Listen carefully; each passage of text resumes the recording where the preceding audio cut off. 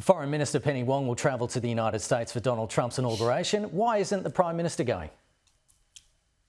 Well, my understanding is that Penny Wong has been invited to attend as the Foreign Minister, and further it's my understanding that ordinarily countries are represented by their ambassadors at these kind of events. So I think it's great that Penny Wong as the Foreign Minister has been invited to attend, and I think she'll acquit herself very well in representing our country.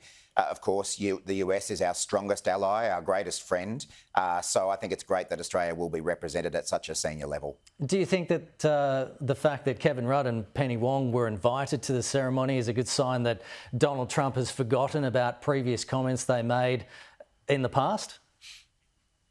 Well, I think it's always encouraging to see the US reach out to Australia in the kind of way that they have here. And you will have seen that ever since Donald Trump won the election recently, we've made clear that we're keen to work with him and his administration as a government. Of course, the alliance between Australia and the US goes beyond any one individual president or prime minister. It's been around for decades. It's the bedrock of our security arrangements. And as a government, we want to see that continue. To Opposition Leader Peter Dutton's election priorities that he outlined yesterday, he wants to ban foreigners from buying Aussie homes for 2 years. Do you think that this would be a good circuit breaker for the housing market?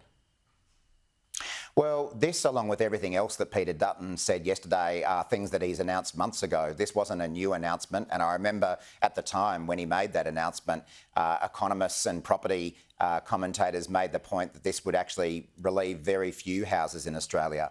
What we've actually needed to do in Australia for our housing problem is build more homes. And the reality is that Peter Dutton has blocked that at every step of the way. Every time that we have tried to introduce legislation to deliver more homes at a federal level, Peter Dutton and the coalition have voted against it. And I think more generally with his speech yesterday, I think Australians will be really disappointed that after weeks on holidays, the best he could come back with is reheated policies that he's already announced. Not one new solution for the cost of living pressures that Australians are under. And in fact, what we learned from his speech yesterday is that if he wins the election, he plans to cut wages, make more people casual employees rather than permanent, jack up power bills with his nuclear plan, and take the axe to Medicare. So none of those things are going to help people with their cost of living pressures. They'll actually make them worse.